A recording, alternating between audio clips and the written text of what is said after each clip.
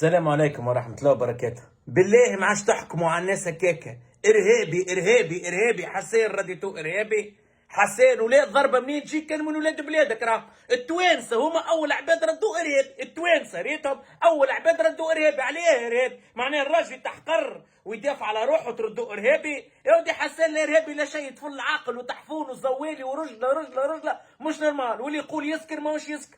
والراجل خاطيه ولبس عليه. الراجل يسكن يخدم مع جماعة جزيرية عندهم كومبلكس كامل فيه اوتيل وفيه ماكله وفيه شراب وجزار وعطريه من نوتة وكل شيء. حسين كاري له بيت منه يسكن منه يخدم في الجزار هذاك. الراجل هذاك طلب على فلوسه سي حسين باش يبعث مندات لدارهم باش يصرف باش كذا. في غدوه في بعد في غدوه في بعد حقروا. يرقى حسين مشي وجا يرقى دبشوا لبرا. الساكن بتاع دبشوا لبرا مشي اون بلوس حتى كي ساكل برا عنده زاده صباط خلاه الفوق. رجع باش يشوف فيه وين هو. يلقى واحد ساكن في داره ساكن في بيته. قال له فاش تعمل انت لهنا؟ قال له راهو كراهي لي فلان الفلاني اللي هو جزار اللي هو عارفه اللي هو ماخذ له بنته. روح ومشي دخل الجزار كيف من كلمه لكلمه من كلمه لكلمه. يا خويا قاتونسي يا خويا قصريني يا خويا راجل يا خويا ما يحملش الحقره.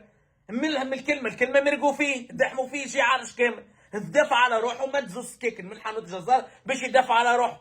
هكا وتليفون وعلموا عليه بيه عليه طق طق. قلت له وتسمع طولتي كان وزاره الداخليه في راسي قالت مش رهيبي وانت تونسي تردوا رهيبي. يا خويا مزعمكم يا خويا يا خويا مزعمكم. اعطيك تطلعوا باجيتكم وتطلعوا الفي وتطلعوا اي حاجه حتى لو على ولد عمكم ينتقموا مولاكم وترجعوا له اسمه ونكتبوا عليه ماهوش ارهابي. اما كان جا شارلي بدو ولا السماء يا ربي نتاع فرنسا ولا فيف نيس ولا فيف شنو كي صارت عمليه توانسه الكل تكتبوا شارلي شارلي شارلي. اما هذا ولد عمنا يحبوا يصنفوه ارهابي توانسه. ليه نقعد نتفرج وزيد دعموه ارهابي ماهوش ارهابي وناس الكل نعملوا ماهوش ارهابي.